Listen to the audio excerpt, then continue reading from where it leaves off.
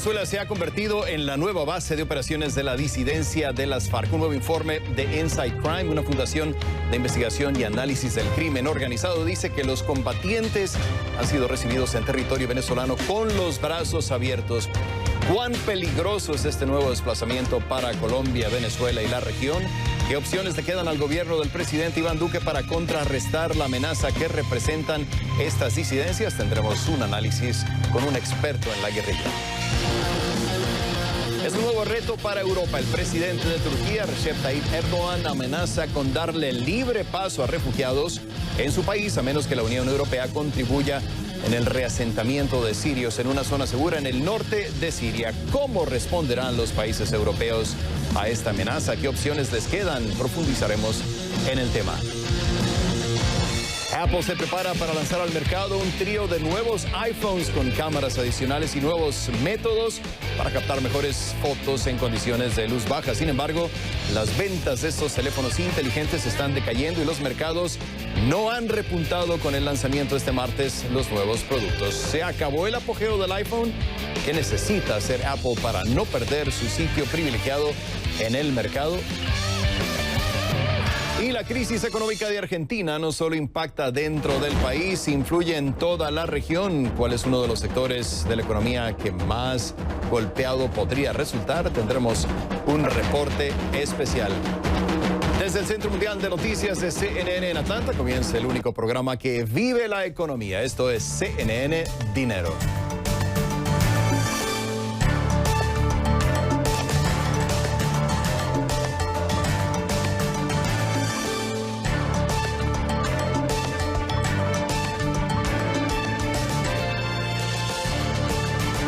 Una cordial bienvenida a toda nuestra audiencia en Estados Unidos y América Latina. ¿Qué tal? ¿Cómo están? Soy Rafael Romo, desde Atlanta en esta ocasión por Xavier Serviá, titular de este programa. Así comenzamos.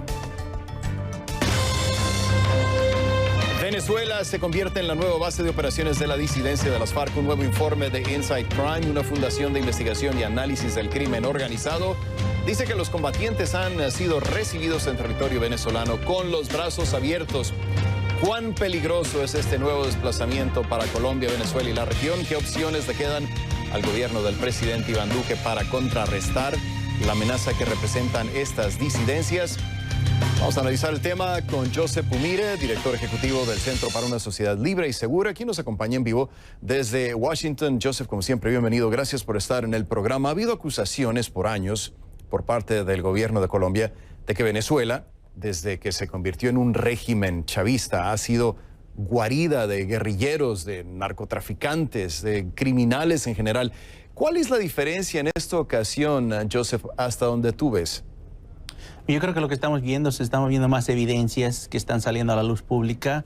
Justo hoy también salió, o creo que fue ayer en realidad, salió un artículo de la revista Semana en Colombia, revelando también evidencias, documentos que ellos han analizado que dicen que la inteligencia venezolana del régimen de Nicolás Maduro tenía una conciencia muy grande de los disidentes de la FARC y no solo les tenía una conciencia, pero se estaba apoyando y utilizando en varias maniobras militares y estratégicas del régimen. Esto todo cuadra dentro de un concepto que el Departamento de Defensa de Estados Unidos conoce como la convergencia. La convergencia es cuando tienes grupos de crimen organizado transnacional empezando a unirse con grupos de terrorismo internacional y en varios casos estos mismos grupos se convierten en ser las dos actividades. Para esa convergencia lo más importante es la logística y ahí es donde creo que entra Venezuela. Venezuela aporta una logística de Estado. Le da cobertura de identidad, le da espacios seguros, le da comunicaciones clandestinas, le da la habilidad de un Estado aportar logística para que esos grupos crecen en poder y territorio. Y a cambio, Joseph, ¿qué obtiene Venezuela con esta situación? En otras palabras, ¿qué provecho le saca el régimen de Nicolás Maduro a la presencia de guerrilleros disidentes de las FARC y otros grupos criminales en su territorio? Yo creo que a nivel estratégico, la FARC, ELN, el FBL y otros grupos que están operando desde la frontera Colombia-Venezuela, les da la habilidad de destabilizar la frontera. Y eso es muy importante para Maduro porque él necesita poder chantajear y provocar al gobierno colombiano, y no hay una manera mejor por el momento para hacer eso que destabilizar la frontera. Entonces, estamos viviendo una época de estos conflictos fronterizos. Venezuela no solamente lo está haciendo con Colombia, también lo está haciendo con Guyana, sí, y con Brasil también. Entonces, eso le portan a estos grupos irregulares. Se convierten en soldados del régimen. Entonces, ahora el reporte de Inside Crime dice que además del narcotráfico, los guerrilleros disidentes han encontrado otras formas de enriquecerse en Venezuela. Entre ellas destaca, dice el informe, la minería ilegal del oro. CNN hizo un reportaje sobre esto precisamente en las últimas semanas, y el reclutamiento de ciudadanos venezolanos vulnerables para que se unan a sus filas. ¿Qué tan extensas, hasta donde tú sabes y con base en tus análisis, Joseph, son estas prácticas? Yo creo que estamos hablando de ya casi más que 30, sino 40 años casi, de los disidentes de la FARC teniendo presencia en Venezuela. Eso indica, por lógica, que es muy posible que hay miembros de la FARC que son venezolanos, o por lo menos colombianos venezolanos con doble nacionalidad, que sí, les dan la habilidad de mover a paso frontera. Pero a pesar de eso, algo que también lo dijiste muy bien, en el arco minero, en donde CNN hizo una grande especial de mirando los grupos de crimen organizado, el arco minero se ha vuelto como una zona de convergencia donde se está viendo todos grupos de crimen organizado y de terrorismo, y todos están ganando dinero del negocio ilícito de la minería ilegal. Y eso es un negocio enorme donde Venezuela tiene oro, coltán y, bueno, varios minerales a su disposición. Sí, uno de los puntos que acabas de hacer, Joseph, me llama mucho la atención porque de cierta manera se aprovecha la disidencia de una situación que es caótica en Venezuela. Estaba viendo, preparándome para esta entrevista, un reciente reporte de Reuters que indica que a nivel nacional se estima, es decir, en Venezuela, se estima que el 10% de los combatientes de las disidencias de las FARC y del ELN, del Ejército de Liberación Nacional, son venezolanos. ¿Estás de acuerdo, Joseph, con este informe? ¿Tan fuerte así es la presencia de la mafia de las FARC en el territorio venezolano?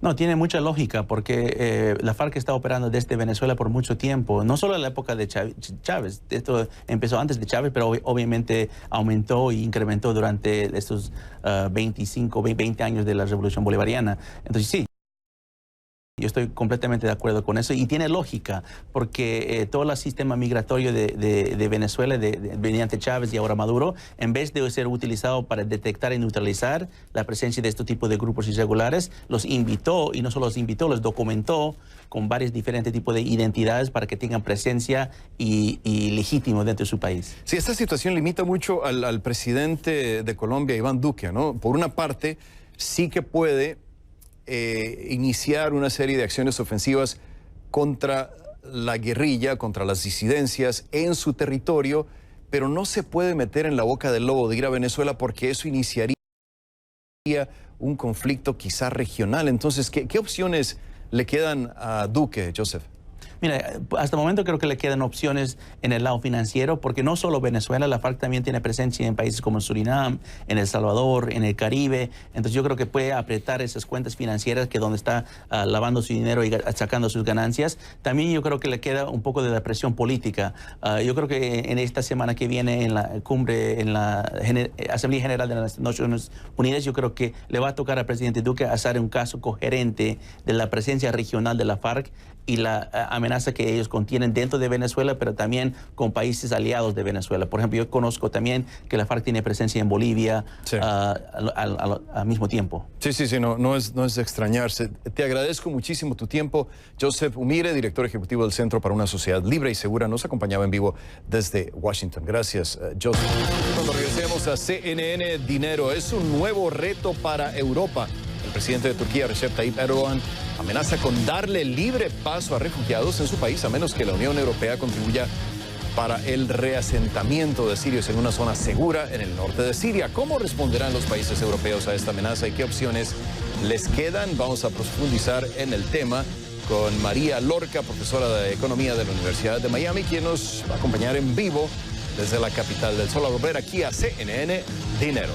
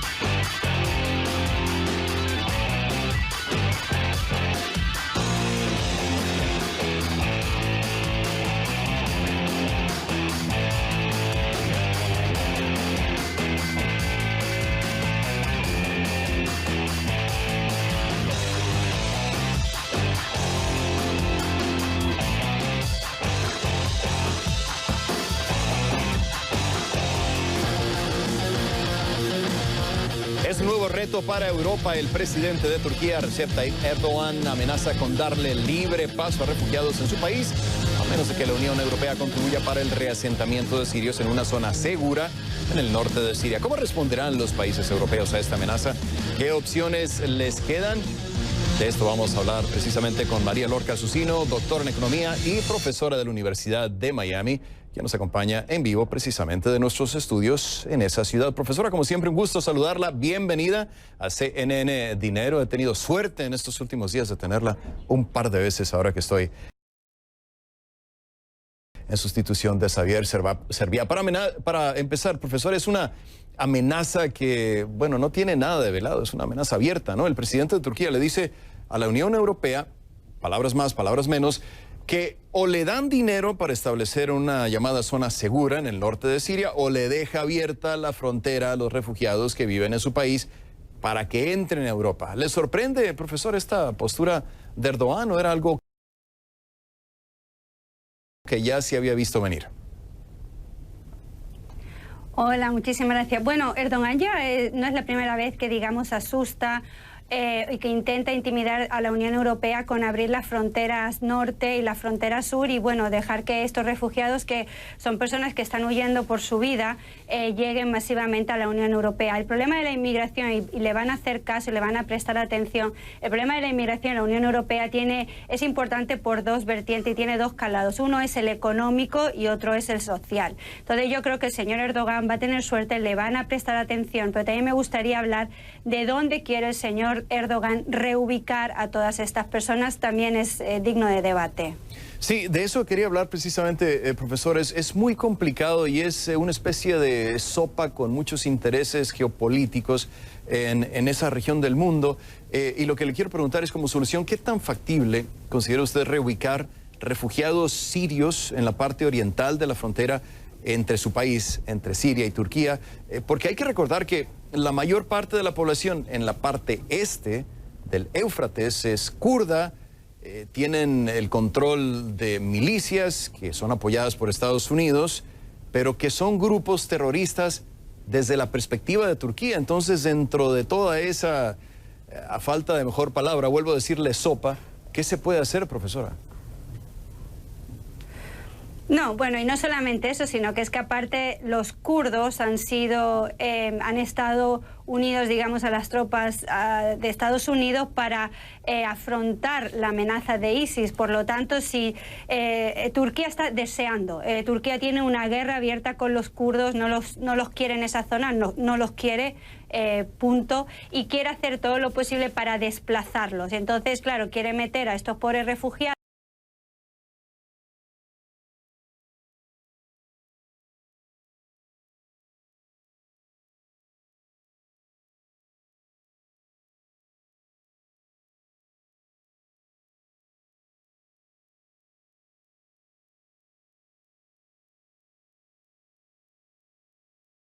y profesora de la Universidad de Miami, que nos acompaña en vivo precisamente de nuestros estudios en esa ciudad. Profesora, como siempre, un gusto saludarla. Bienvenida a CNN Dinero. He tenido suerte en estos últimos días de tenerla un par de veces ahora que estoy en sustitución de Xavier Serviá. Para empezar, profesor, es una amenaza que, bueno, no tiene nada de velado, es una amenaza abierta, ¿no? El presidente de Turquía le dice a la Unión Europea, palabras más, palabras menos, que o le dan dinero para establecer una llamada zona segura en el norte de Siria o le deja abierta la frontera a los refugiados que viven en su país para que entren a Europa. ¿Le sorprende, profesor, esta postura de Erdogan o era algo que ya se había visto venir? Hola, muchísimas gracias. Bueno, Erdogan ya no es la primera vez que, digamos, asusta y que intenta intimidar a la Unión Europea con abrir las fronteras norte y la frontera sur y, bueno, dejar que estos refugiados, que son personas que están huyendo por su vida, lleguen masivamente a la Unión Europea. El problema de la inmigración, y le van a hacer caso y le van a prestar atención, el problema de la inmigración en la Unión Europea es importante por dos vertientes y tiene dos calados. Uno es el económico y otro es el social. Entonces yo creo que el señor Erdogan va a tener suerte, le van a prestar atención, pero también me gustaría hablar de dónde quiere el señor Erdogan reubicar a todas estas personas. También es digno de debate. Sí, de eso quería hablar precisamente, profesores. Es muy complicado y es una especie de sopa con muchos intereses geopolíticos en esa región del mundo.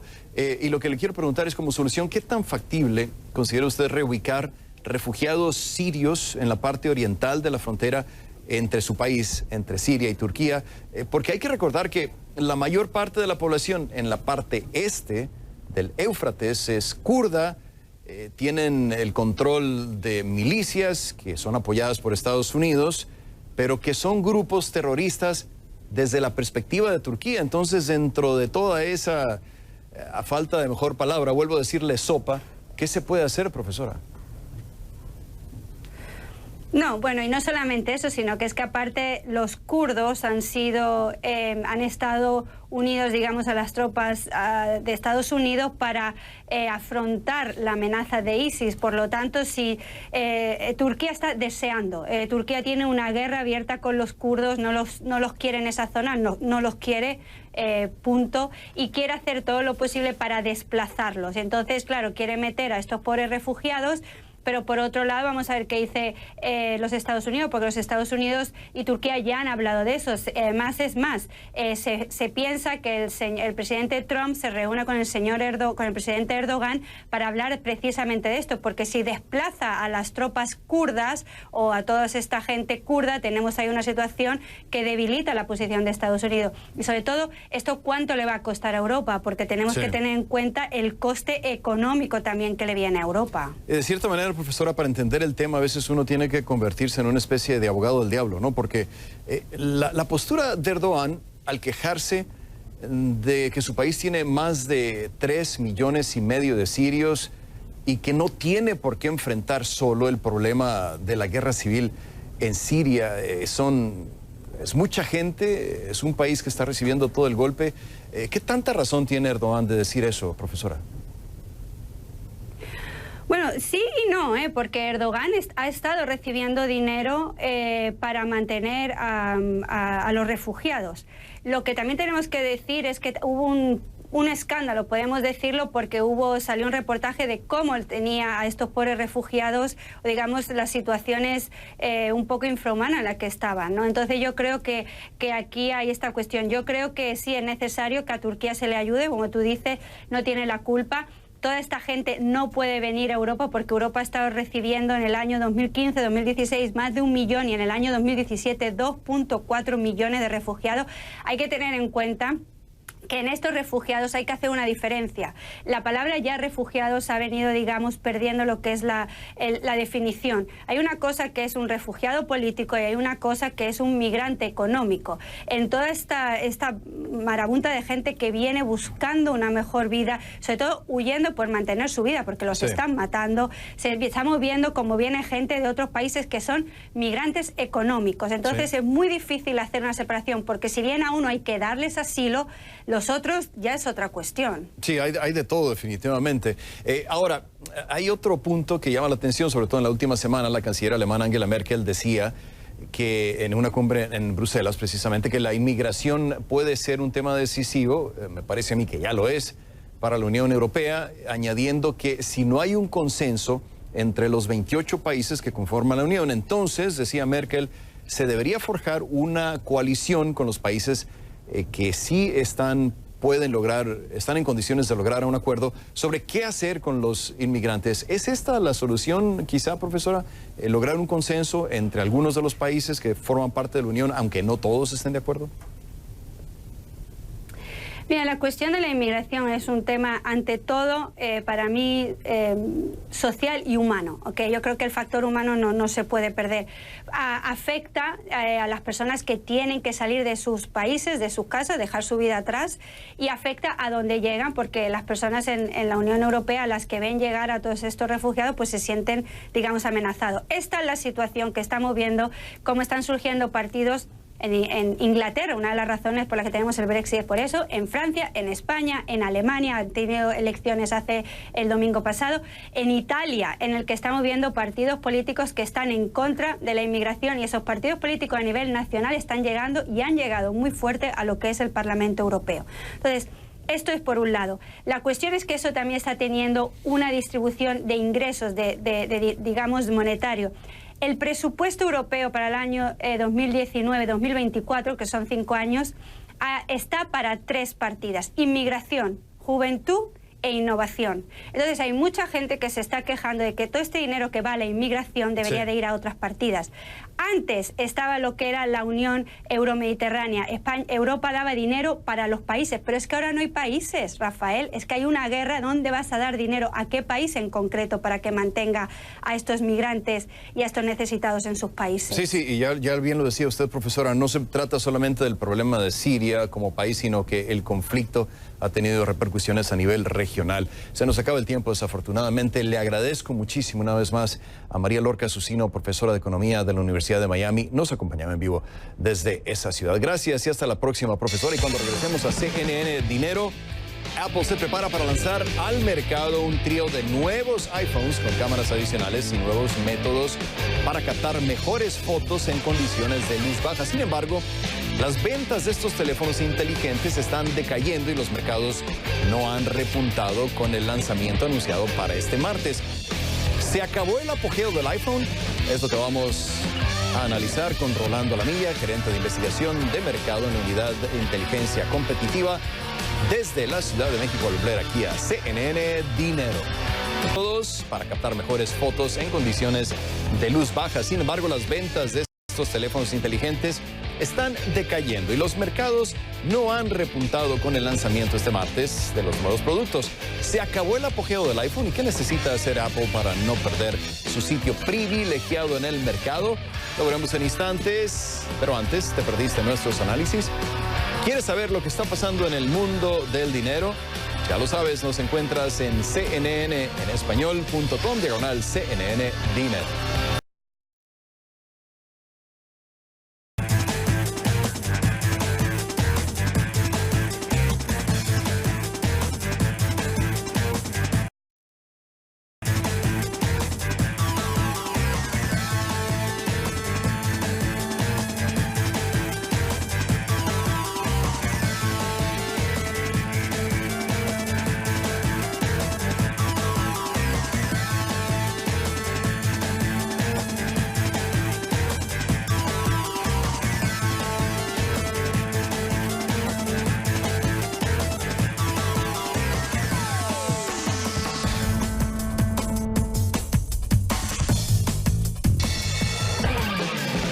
Se prepara para lanzar al mercado un trío de nuevos iPhones con cámaras adicionales y nuevos métodos para captar mejores fotos en condiciones de luz baja. Sin embargo, las ventas de estos teléfonos inteligentes están decayendo y los mercados no han repuntado con el lanzamiento este martes de los nuevos productos. ¿Se acabó el apogeo del iPhone? ¿Qué necesita hacer Apple para no perder su sitio privilegiado en el mercado? Vamos a hablar de este tema con Rolando Lamilla, gerente de investigación de mercado en la unidad de inteligencia competitiva, quien nos acompaña en vivo desde la Ciudad de México. Gracias, Rolando, por estar con nosotros. Para empezar, te pregunto, ¿le queda a uno la impresión de que en los últimos años el cambio del iPhone como tal ha tenido que ver más con cuestiones de cámaras, de potencia, quizá de espacio de memoria, pero el producto como tal no ha cambiado mucho, ¿no? ¿Es eso parte del problema? ¿Es la razón por la que las ventas están decayendo? Obviamente, sin olvidar que sigue siendo un competidor formidable en el mercado. Bienvenido, ¿cómo estás? Hola Rafael, buenas tardes, muchas gracias por el espacio y un saludo para ti y para todas las personas que nos ven y nos escuchan. Sin duda hemos visto una disminución muy fuerte en las ventas de iPhone. Datos reportados por la propia empresa en el último trimestre de forma anual tuvieron una disminución de 13% comparado con el segundo trimestre de 2018, y esto obedece a dos factores principalmente. El primero, hoy tienes una competencia masiva, tienes muchísimos dispositivos móviles que vienen de otros fabricantes y China está creciendo mucho, lo vemos con Huawei, con Xiaomi y con Oppo permeando el mercado fuertemente, y por el otro lado pareciera que iPhone ya no es esta punta de lanza en tecnología a la que estábamos acostumbrados. Fue el primer dispositivo móvil inteligente en el mercado hace ya casi 11 años y siempre iPhone era quien daba la pauta de cómo eran los dispositivos móviles y los demás fabricantes eran seguidores de esta tendencia tecnológica. Hoy vemos que iPhone se ha rezagado y los lanzamientos que hace, como lo harán el día de mañana al presentar su teléfono insignia, viene más bien siguiendo la tendencia de los otros dispositivos. Ya hay fabricantes con 3 o 4 cámaras y se espera que este iPhone tenga 3 cámaras, pero para el usuario ya no es voy a tener el dispositivo que tiene cámaras que nadie más tiene, no voy a tener un zoom óptico y los demás no lo tienen. Al contrario es, mira, qué bueno que el iPhone ya alcanzó a los demás fabricantes y que ya está compitiendo contra ellos. Esto el usuario le está costando muchísimo, se está adaptando y además hay que observar a la competencia. La competencia tiene una estrategia transversal, es decir, si tú ves Samsung, a lo largo de todo el año ha hecho un lanzamiento de alrededor de 16 dispositivos, desde que van en pesos mexicanos desde los 3,000 pesos hasta los 27, 28 mil pesos. iPhone hace un lanzamiento de forma anual, se espera que el día de mañana sean 3, pero no alcanza para cubrir todas las gamas y hoy tenemos usuarios de todas las gamas. Y quizá estaríamos hablando del final del ciclo del iPhone, que bueno, a pesar de su gran popularidad y que se ha convertido en un referente en el mercado, pues no todo es eterno. Te quiero preguntar, Rolando, ¿cuál es la expectativa del mercado? Ya decías sobre el anuncio de este martes, del lanzamiento de estos nuevos productos. ¿Cuál es la expectativa del mercado? ¿Qué crees que pase? Hasta ahora realmente han reaccionado los inversionistas con una especie de, no sé, es difícil describirlo, no hay mucha reacción, ¿no? Sí, claro. Sin duda no se espera que sea un dispositivo disruptivo, al menos en las capacidades tecnológicas que tenga, e incluso se habla mucho de que están ligando esta oferta del dispositivo un poco más a la experiencia de uso, ligado a servicios. Se habla de que van a ofrecer una tarjeta bancaria, una especie de wallet. Se habla que tienen su propio sistema de videojuegos, que además es una industria que está creciendo mucho y a la que cada vez más usuarios están incursionando a través de los eSports. Se habla también de su sistema de streaming de películas que pues viene siendo una competencia de Netflix o de ahora de Paramount Plus o Disney Plus. Entonces más bien están tratando de que el usuario continúe con esa fidelidad hacia la marca, porque al final es el único fabricante que tiene otro sistema operativo. Hoy tenemos solamente 2 sistemas operativos en el mercado. Vimos que muchos otros intentaron hacerlo y se murieron en el intento, como lo fue Windows Phone, lo fue BlackBerry, lo fue incluso Firefox, pero los usuarios de iPhone son muy fieles, o la mayoría de ellos son muy fieles a sus dispositivos y tienen este aprisionamiento del sistema operativo. No les es tan fácil migrar entre fabricantes como lo hace un usuario de un Android. Se trata más bien entonces de migrar de sistema operativo. Sí, se trata más bien, creo yo, de la experiencia, ¿no? Sí. Por ahí podría ser la evolución del nuevo iPhone. Se nos acaba el tiempo, desafortunadamente. Gracias, Rolando Lamilla, gerente de investigación de mercado de la Unidad de Inteligencia Competitiva desde la Ciudad de México. Y cuando regresemos a CNN Dinero.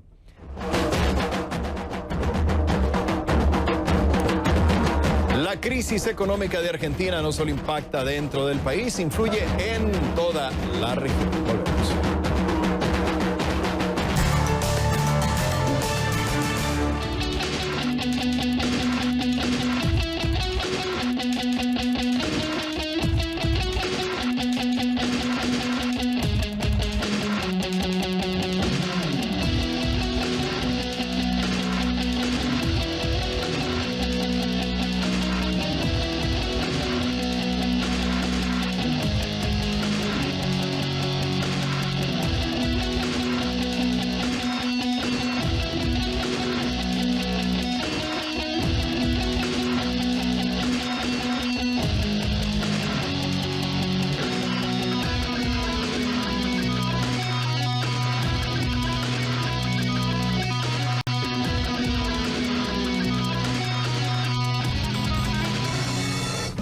¿Sabías que si les pregunto qué edad tienen en promedio los fundadores de las compañías tecnológicas más exitosas, quizás su respuesta sea que entre los 20 y 30 años, ya que el sector tecnológico usualmente se asocia con la juventud? Si piensa eso, le sorprenderá saber lo que descubrió un estudio de las universidades MIT, Pennsylvania y la Oficina del Censo de Estados Unidos. Muestra que la edad promedio de los fundadores de empresas establecidas entre 2007 y 2014 de rápido crecimiento laboral y ventas es de 45 años, 45, no 35. Estos resultados son similares cuando se consideran sectores de alta tecnología, centros empresariales y hasta la venta exitosa de empresas. Esto sorprende porque por lo general cuando se piensa en firmas tecnológicas se asocia a jóvenes empresarios. Claro, los ejemplos son muchos. Por ejemplo, Mark Zuckerberg tenía 19 años cuando cofundó Facebook, la misma edad que tenía Bill Gates cuando fundó Microsoft con Paul Allen. Y Steve Jobs tenía 21 años cuando creó Apple con Steve Wozniak, por nombrar algunos. ¿Qué pasa? Bueno, una de las claves que parece ser consistente en el éxito que tienen los fundadores de edad media son los recursos empresariales, es decir, el capital humano, financiero y social que se acumulan con la edad. Así que, al menos para este estudio, la juventud no es determinante para crear una firma de rápido crecimiento. Estas son otras noticias económicas de CNN Dinero. Elliott Management adquiere importante participación en AT&T. Una de las principales firmas de accionistas reveló el lunes que adquirió valores por $3.200 millones en AT&T, la firma matriz de Warner Media, a quien pertenece CNN. Según argumentaron los inversores, las acciones de la multinacional podrían aumentar en más de un 65% para el 2021. Estados Unidos retiró a su mejor espía de Rusia en 2017. Una persona directamente involucrada en las discusiones que no quiso ser identificada dijo a CNN que la remoción del espía ruso fue impulsada en parte por la preocupación de que el presidente Donald Trump y su administración manejaran mal la inteligencia clasificada y pudieran contribuir a exponer a la fuente secreta. La Agencia de Protección Ambiental no está haciendo cumplir regulaciones sobre uso de pintura con plomo.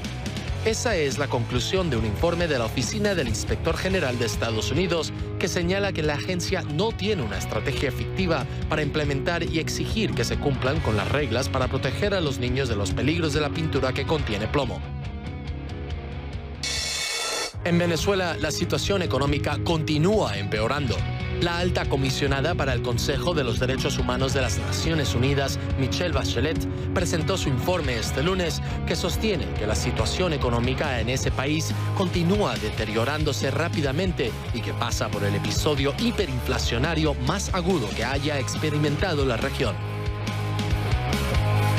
Los empresarios del Reino Unido piden certeza y muestran su creciente preocupación por el futuro proceso del Brexit que puede provocar serios daños a sus negocios. El vicepresidente de la Confederación de la Industria Británica le dijo a CNN que sin un acuerdo por el Brexit, el clima de incertidumbre entre los empresarios aumenta. Algunos empresarios temen que si hay elecciones en el Reino Unido, un triunfo de los laboristas podría desenterrar un viejo proyecto de regulación del sistema financiero y de nacionalización de compañías de servicios públicos. Por otro lado, analistas del Deutsche Bank afirman que el escenario de posibles elecciones es el menor de los males porque las medidas de los laboristas podrían ser temporales, mientras que la incertidumbre actual es mucho más perjudicial para los negocios. Mientras tanto, el clima que reina es de completa inseguridad, según algunos analistas que además opinan que las elecciones tampoco ayudarían a brindar certeza, uno de los elementos clave en el mundo de las inversiones.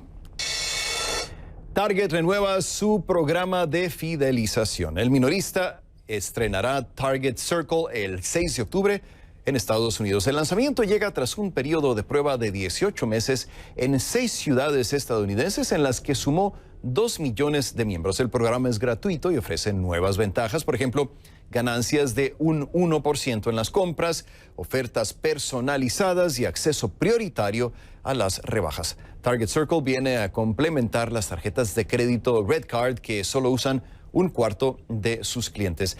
Target inscribirá automáticamente a los usuarios con cuentas en target.com y Red Card. Para usar el programa, los clientes solo necesitarán un código de barras proporcionado por la aplicación de Target o dar el número de teléfono al pasar por la caja. Se preguntará, ¿qué gana Target a cambio? Bueno, recolectar más información sobre los hábitos de los compradores para hacerse una mejor idea de su clientela y de sus conductas. La crisis económica de Argentina no solo impacta dentro del país, influye en toda la región. Los integrantes del Mercosur miran con atención lo que le pasa a su socio comercial y, como nos informa Iván Pérez Sarmenti desde Buenos Aires, algunas industrias como la del turismo se preparan para enfrentar posibles impactos. Devaluación, inflación, aumento del dólar. Argentina arrastra una fuerte crisis económica. Pero toda esta situación no solo afecta a la Argentina, y por eso se encendieron las alarmas en los países socios del Mercosur, que miran atentos los vaivenes de la frágil economía argentina. Sin embargo, en Paraguay, por ejemplo, minimizan el efecto de la crisis. Es que, desde el gobierno, aseguran que, dado que desde hace varios años su vecino atraviesa dificultades, con el tiempo ha ido perdiendo la incidencia en su economía. Argentina es un país muy cercano a nosotros y lo que pasa ahí nos afecta a nosotros, aunque con el tiempo y a consecuencia de las diversas crisis que han tenido en los últimos años, Paraguay se ha desacoplado de alguna manera de los efectos directos que tenía antes en nuestra economía lo que pasaba en la Argentina. Aunque actualmente Paraguay tiene una economía mucho más estable que la Argentina, sin embargo, hay dos sectores donde sí creen que pueden verse más afectados. Aunque los efectos que vemos que va a tener, que creemos que va a tener en el negocio de frontera, en el nivel de turismo, que va a disminuir a razón de la diferencia cambiaria que puede existir. Una situación similar ocurre en Uruguay, un país que mira atento a lo que sucede en Argentina, dado que muchas veces termina afectado, tal como sucedió luego de la crisis argentina de 2001. Si bien en Uruguay no tuvo la magnitud de su vecino, sí sufrió lo que muchos consideraron como la peor crisis económica y social del país. Pero esta vez, la situación es distinta. En Uruguay el riesgo país es de menos de 200 puntos. Menos de 10 veces menos que en Argentina, es decir, paga un interés de 2% superior a lo que es la tasa comparada en Estados Unidos. Digamos que estamos realmente en otra categoría y de ese punto de vista es una gran diferencia con lo que ocurrió en el año 2001-2002, que seguramente es lo que la gente tiene, si se quiere, como comparación inmediata. Ya tuvimos un golpe muy duro por una crisis muy fuerte como en Argentina en 2001. ¿Pasará lo mismo ahora? De ninguna manera. Sin embargo, también están atentos a lo que pueda suceder con el turismo, especialmente en Punta del Este, uno de los destinos preferidos por los argentinos para sus vacaciones de verano. Evidentemente que Argentina se abarata y en términos relativos Uruguay se encarece. Esto va a generar dificultades para la temporada turística en Uruguay, que ciertamente, digamos en grandes cifras, el Uruguay ingresa casi 2.000 millones de dólares de turismo todos los años y más de la mitad de eso llega de la Argentina. Entonces, una cifra que seguramente puede estar por encima de los 1.000 millones de dólares es lo que está allí en cuestión. Brasil también mira atento a lo que sucede aquí. Sus exportaciones a la Argentina cayeron un 40% en el último año, pero la merma no solo responde a las dificultades argentinas, sino también a las que atraviesa el gobierno de Jair Bolsonaro. Para CNN, Iván Pérez Sarmenti, Buenos Aires. En el país del Bolívar, decía un artículo del diario español El País hace unos meses, el dólar es rey. Por supuesto se refería a Venezuela, país donde en un tiempo realizar transacciones en la moneda estadounidense era ilegal. La realidad en la calle habla ahora por sí sola y, como nos dice Osmar Hernández desde Caracas, en un país de incertidumbre, el valor del dólar es una de las pocas cosas en las que se puede confiar. Mientras transcurre una calurosa mañana en Caracas, Alfredo Díaz vende papelón, una tradicional y refrescante bebida a base de caña de azúcar. Cuenta que muchas de sus ventas ahí en Sabana Grande, un céntrico y popular bulevar comercial de Caracas, ya no son en bolívares, sino en dólares. Hace más difícil tener el efectivo en bolívares que tenerlo en dólares. Dos esquinas más adelante, Zaire Hernández vende chicha, una bebida a base de arroz. Aceptan bolívares y también divisas. Ve 3 vasos por $1.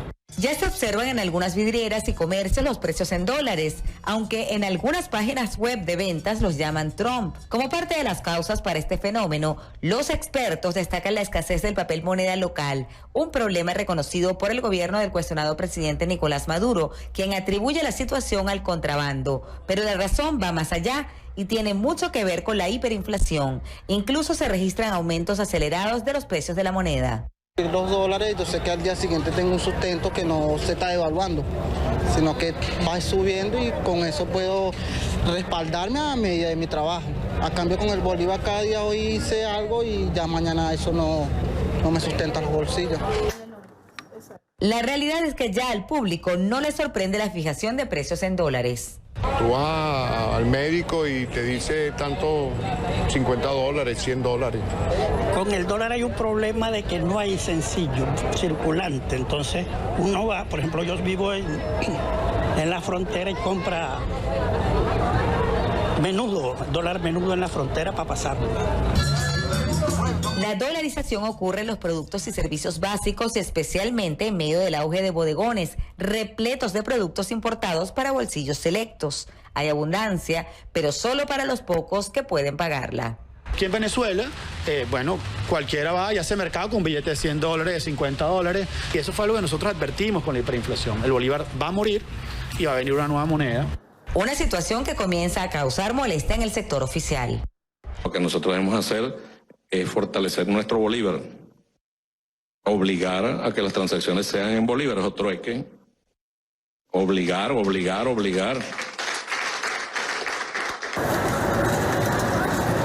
El uso del bolívar en efectivo se restringe a transacciones básicas como el pago del transporte público, estacionamientos y la gasolina, la más barata del mundo, una economía que una importante cantidad de trabajadores debe sortear con un salario mínimo inferior a $2 mensuales. Para CNN, Osmaría Hernández, Caracas. Y cuando regresemos a CNN Dinero, Apple apuesta por su nueva tarjeta, la Apple Card, diciendo que cambiará el juego. Hablamos con la vicepresidenta de servicios de Apple Pay. Hablar de los mercados y monedas al cierre, así quedaron.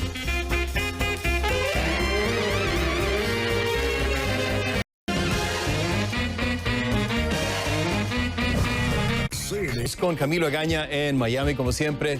Un abrazo cordial para ti, Camilo. ¿Qué nos tienes? ¿Qué estás preparando para esta noche?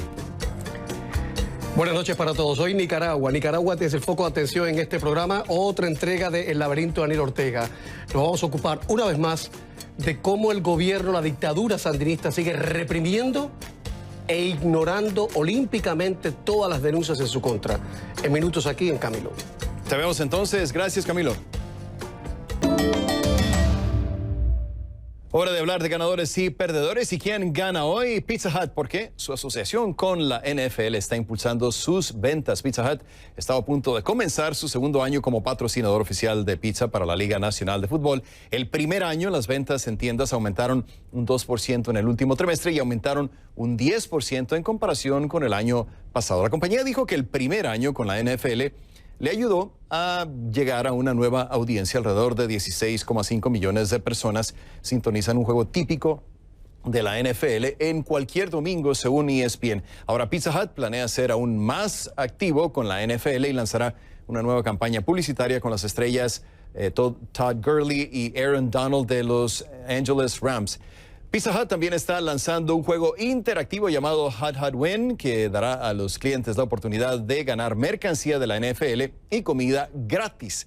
Los concursantes pueden ganar boletos para el Super Bowl, el número 54, que será en Miami el próximo febrero.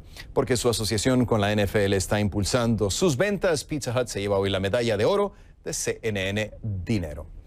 ¿Y quién pierde hoy? Fred's. ¿Por qué? Se declara en bancarrota. Fred's, una cadena de descuentos de alimentos y artículos de limpieza para el hogar, anunció que está cerrando todas sus 300 tiendas. Fred's estaba reportando pérdidas anuales desde el 2015. Este lunes, el minorista con sede en Tennessee se declaró en bancarrota bajo el capítulo 11 y anunció que las ventas de liquidación se realizarán durante los próximos 60 días. En la corte, la compañía buscará un acuerdo de financiamiento que inyectaría hasta $35 millones en fondos para finalizar sus operaciones. ¿Cómo reaccionó el mercado? Bueno, sus acciones, como habría de esperarse, cayeron cerca del 49%. Y porque se declaró en bancarrota, Fred's se lleva hoy la medalla de cartón de CNN Dinero.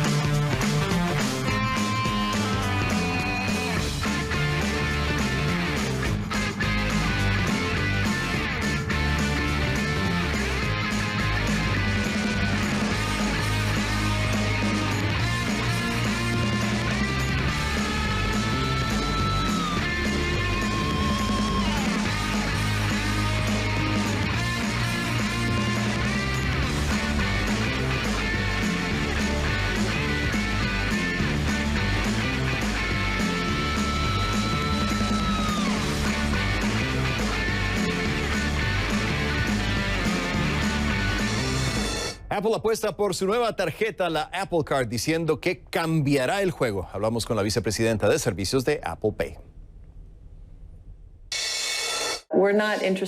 No nos interesa ser un banco, en particular por el aspecto regulatorio.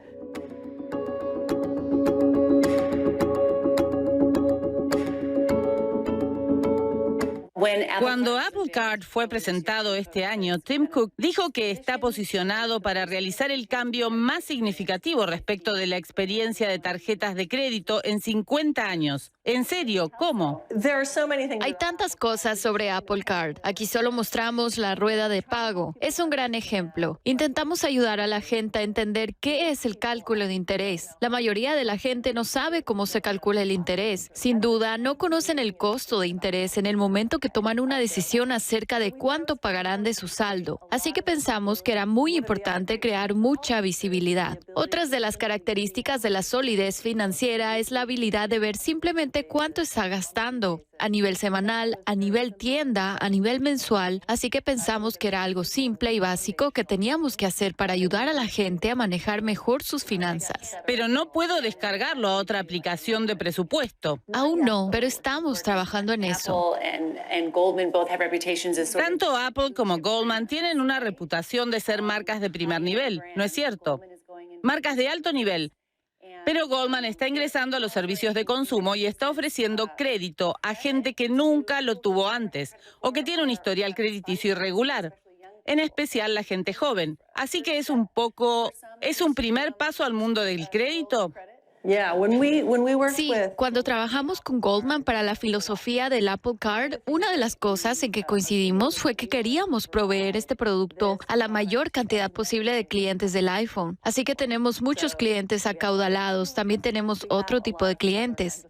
Así que nuestra estrategia y nuestro objetivo es realmente proveer ese producto a la mayor cantidad de clientes que sea posible. ¿Necesitamos para algo las tarjetas físicas? Usted tiene hay una, pero no es contingente. Hay un par de sectores en Estados Unidos en que no se puede usar del todo Apple Pay. Ocurre en las estaciones de servicio. Porque tiene que pagar para actualizar la infraestructura. ¿Ese es el problema? Sí, el costo de añadir la capacidad de contacto a esos surtidores es alto, pero están trabajando en ello y se ven muchas estaciones de servicio regionales y muchas están comenzando a moverse, se están moviendo. Otro sector clave son los restaurantes en los que te sientas para comer. Cuando va a Europa, le traen una terminal inalámbrica, se puede hacer un toque para pagar. Vemos que eso sucederá en Estados Unidos, está tardando un poco. De esta forma llegamos al final de una edición más de CNN Dinero. Soy Rafael Romo por Xavier Serviá por su atención. Mil gracias. Hasta la próxima.